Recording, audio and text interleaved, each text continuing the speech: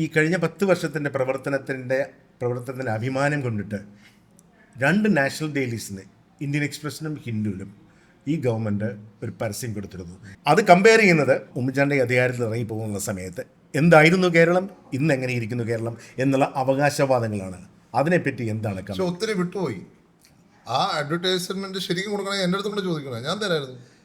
എന്താണ് വിഴിഞ്ഞം പദ്ധതി? ഇവരുടെ ഏറ്റവും ഫ്ലാഗ്ഷിപ്പ് പ്രോജക്റ്റ് അല്ലേ? അതെവിടെ പോയി? കാണിച്ചോ? ഫ്ലാഗ്ഷിപ്പ് പ്രോജക്റ്റായ വിഴിഞ്ഞത്തെക്കുറിച്ച് അക്ഷരം വേണ്ടിയിട്ടില്ല.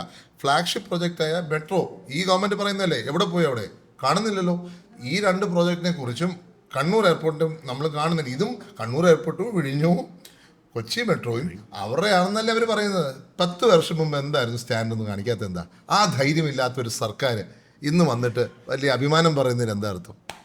അത് മൂന്നും കാണിക്കാത്തതിൽ അതിലെന്തോ പന്തികേടുള്ളത്. പന്തികേടല്ല, കാരണം കാണിച്ചാൽ നാണം കിടും.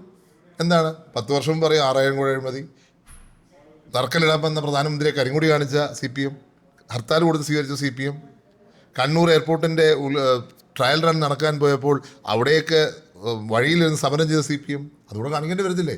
വിഴിഞ്ഞം പോർട്ടിന് തറക്കല്ലിട്ട് തിരിച്ചു വരുന്ന മുഖ്യമന്ത്രിയെ 2015 ഡിസംബറിൽ കരിങ്കൊടി കാണിച്ച CPM, അതുകൂടെ കാണിക്കേണ്ടി വരില്ലേ? അത് കാണിച്ചാൽ അവരുടെ മൊത്തം അവകാശം പൊളിഞ്ഞല്ലേ?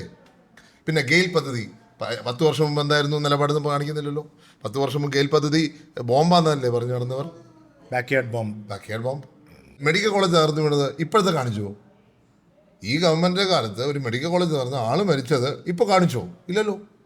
അപ്പോൾ സ്വാഭാവികമായിട്ടും ഇവിടെ മറച്ചു വെക്കാൻ പലതും ഈ സർക്കാരിനുണ്ട്.